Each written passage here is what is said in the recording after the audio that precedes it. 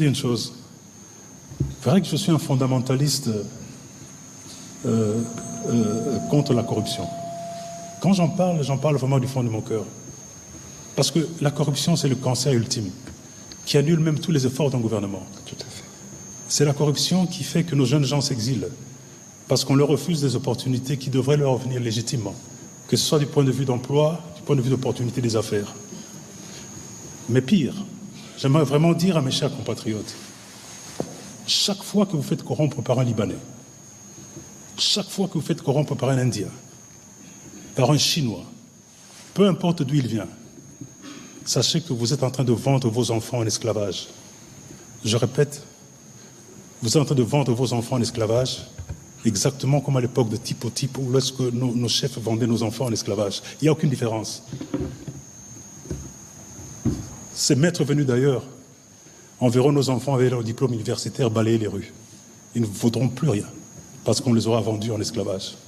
Donc arrêtons cela. Parce que c'est ça qui est quelque part aussi à la base de tout ça.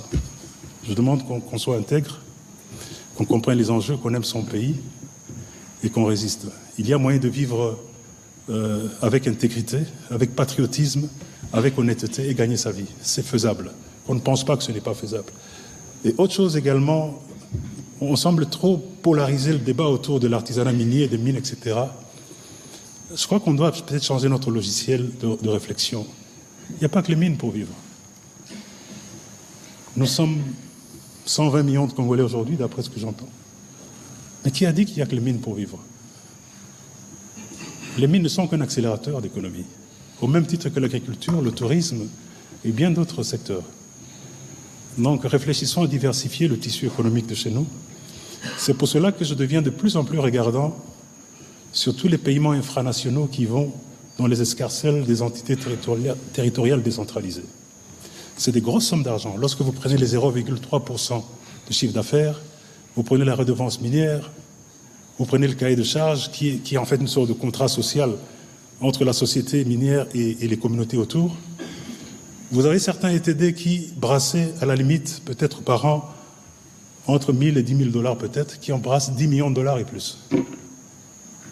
Imaginez-vous des montants pareils et qui vont pleuvoir dans ces caisses chaque année, parfois même en allant en grandissant. Et une mine, c'est la seule activité qui connaît sa date de naissance et de mort. Donc une mine, on connaît sa durée de vie. Et si vous savez que ce montant va vous arriver sur 20 ans, sur 30 ans, on peut structurer plusieurs financements pour faire des grands travaux de diversification économique autour des sites. On n'a pas besoin d'aller au FMI, on n'a pas besoin d'aller